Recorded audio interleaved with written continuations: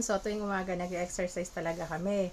Pero ngayon, tulog pa, ayaw bumangon, may araw na. Ito siya, oh. Ano, ayaw tumayo. Kaya binuksan ko yung sliding door. Kaya yung init, ayan, diretso na sa mukha niya habang nakahiga. Tayo ka na.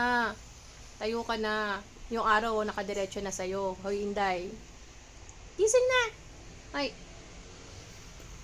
Oh, kasi binuksan ni Mami ang sliding door. Ay, nasikat ng araw. Tuwing umaga, nagpapaaraw kami ni Fame para sa vitamin D. Pero si Inday, hinaantok pa. Eto, tulala pa siya. Oh. Pero ang itsura ni Bunso pag bagong gising sa umaga.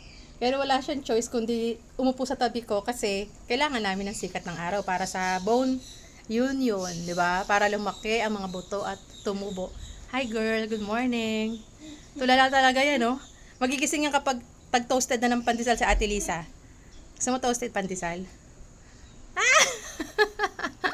Kaya exercise na kami ni Bunso. Paano morning exercise? Tsura niyo. Paano morning exercise? Bunso. Ganda yarn. Kahit bagong gising.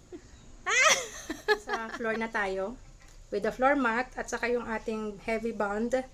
I-exercise natin yung ating leg, left leg kasi nagkakaroon ng muscle loss. So, ganito lang ginagawa ko dyan. Nasa floor na ako, no? Ayan, naka-heavy band ako. Ayan, o, heavy. Okay, medyo matigas. So, teka lang. Nasa araw yung aking hita, di ba? Kailangan kasi maarawan. Tataas ko yan, tapos gaganyan lang siya. O, ayan. 1, 2, 3. Ayan, para hindi magkaroon ng muscle loss. To avoid muscle loss, kailangan lagyan mo ng force dyan sa left leg, not sa binti, Kasi may bakal, may external fixator. Baka mapasama. So, may ganito din ako na ginagawa. Ayan, o. Ayan. Ayan. Kasi mawawala talaga ang muscle kapag hindi ka nag-exercise. You will lose all the muscles in your left leg. Ayan, o. Malulos ang muscle sa left leg pag hindi ka nag-exercise. Yun yung aking way of exercising my left leg, no, to avoid the muscle loss.